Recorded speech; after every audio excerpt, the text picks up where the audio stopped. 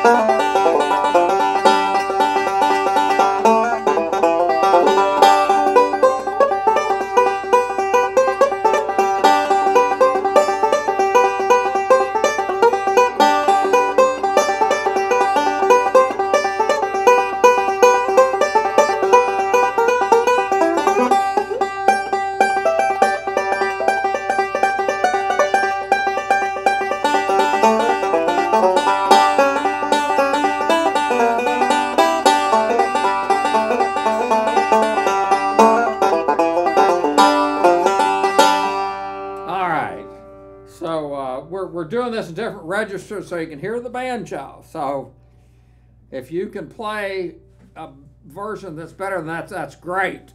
But mostly, I've been practicing that for a while, and that's a very strange song because you play the same thing like 8 times in a row, and if you miss it at all, it doesn't sound right. You'd think it'd be really simple, but it's kind of hard to do that. So long story short, so this is a copy of Ron Block's banjo, except this is a one-piece flange, which gives you a better sound. And let's just go over it. So we have the basic, if you want to call it the Granada engraving. It's gold-plated, nice gold plating. The tailpiece says Granada. And then, of course, you have the engraving on the side here. Really nice gold. And the combination of gold and curly maple is the classic banjo sound because it's a Granada, and that's what Scruggs played, okay? And that set that. And the gold gives it a very unique sound. And Tim Davis has done a wonderful job of recreating this banjo. So that's the pot. You've seen the side with the engraving. And I'll turn it over and we'll see the resonator. Okay, now this is the resonator that you would see from, let's see, and I'll try to be accurate here, anywhere from 1927 through 1929. And this resonator appeared on 2-piece flange banjos and 1-piece flange banjos. Not that it means anything, but anyway, that's that. And you can see beautiful curly maple. You can go up the neck, up and down the neck. All right. Hey, we'll give you all kind of pointers. This tuner right here is called the Pro Polytune. We'll do a close-up on that. If you play in the sun, okay, if the sun's to your back, you cannot read a normal tuner because it will reflect off of it. And I bought this tuner specifically because I was playing in the sun and I couldn't read my tuner. Okay, that has nothing to do with anything. Okay, so now let's look at the resonator. And there you go. I would guess that if we took all the resonators off all the banjos and we made a video holding them up, that it would be really useful for putting you to sleep because they're all the same. They have different woods and stuff. Now, what this has is the Tim Davis tone ring, and you'll notice there are no holes in the tone ring, okay? And that makes the tone ring really it makes those notes just come at you. And the gold it's a more of a harsh sound, but the gold softens it, so it turns into a really, really good sound.